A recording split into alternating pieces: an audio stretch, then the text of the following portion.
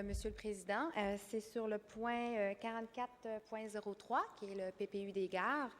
Alors, tout d'abord, je tiens à féliciter le travail de l'équipe de Ville-Marie, effectivement, qui a proposé, qui a fait qui a mis en œuvre cette démarche, et également l'incroyable travail de l'OCPM, qui a réussi à récolter les avis des citoyens, des experts, de différents groupes, différents acteurs sur le terrain. Alors, je trouve que c'est une excellente démarche. C'est là où on voit comment un projet peut toujours être bonifié quand on inclut toutes les personnes, toutes les parties prenantes.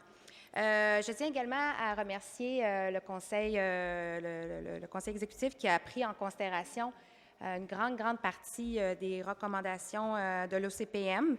Alors, je trouve que c'est un grand signe d'ouverture, et encore une fois, une idée de vouloir bonifier ce beau projet qui, soit dit en passant, ça va être un très beau centre-ville, le parc Ville-Marie, tout ça. On va venir verdir, on va venir un peu camoufler les entrées et sorties d'autoroute qui sont très moches dans ce coin-là. Alors, c'est un beau projet. Cependant, là, j'ai des questions à poser, donc qui vont nous aider à pouvoir choisir comment on va se positionner par rapport au projet.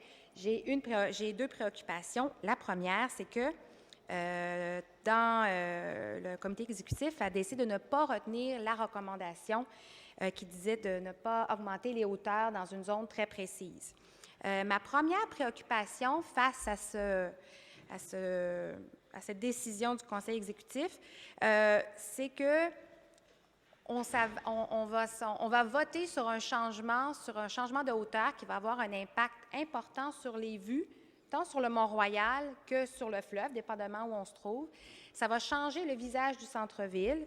Ça va changer aussi notre perception quand on se promène dans ce coin-là. Donc, pour ceux qui seraient peut-être moins familiers avec le dossier, on va passer de 37 étages à 50 étages dans une zone spécifique. Alors, pour moi, ça va avoir un impact majeur, pas juste sur le centre-ville, mais aussi sur les quartiers limitrophes. Et on n'a toujours pas la stratégie du centre-ville. M. Bergeron s'est engagé bien sûr, à nous la présenter. C'est lui le porteur de ce dossier. Je crois que la première mouture sera en avril 2016. Et après ça, on va faire une consultation par secteur, moi je dirais un peu par silo. On nous a dit, et M. Bergeron, vous me direz si je me trompe, mais qu'on n'aurait pas le temps d'aller à l'OCPM. Ce que je dois dire, je déplore, parce qu'encore une fois, l'OCPM prend le temps d'analyser tous les éléments ensemble et non pas de travailler en silo. Ceci étant dit, ce qui me dérange, donc l'OCPM pour moi est un peu problématique qu'on ne fasse pas appel à l'Office, mais j'ai aussi l'impression qu'on met la charrue devant les bœufs. Pourquoi voter un changement de hauteur alors qu'on n'a aucune idée de quelle sera la stratégie du centre-ville à long terme? Alors ça, c'est ma première préoccupation. Ma deuxième, c'est que, toujours lié au changement de hauteur, donc je le rappelle, on passe de 37 étages à 50, c'est que on enlève le pouvoir à l'arrondissement de Ville-Marie de négocier avec les promoteurs pour aller chercher, pour participer à la stratégie d'inclusion.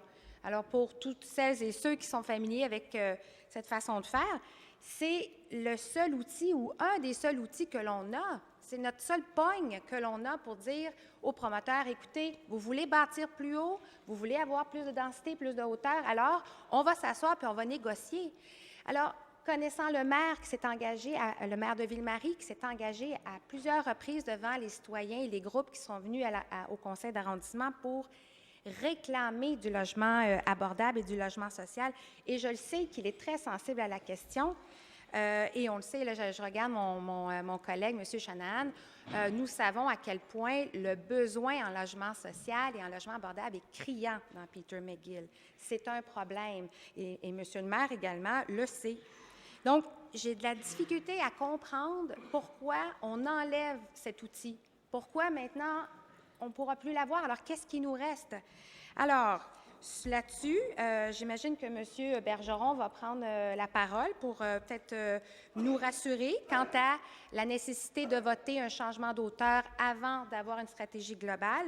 Et bien sûr, j'interpelle le maire de l'arrondissement de Ville-Marie pour nous garantir qu'il y aura bien et bien du logement social et pourquoi on enlève cette clé, cet outil si important à l'arrondissement de Ville-Marie dans la stratégie d'inclusion de logement social. Merci. Merci.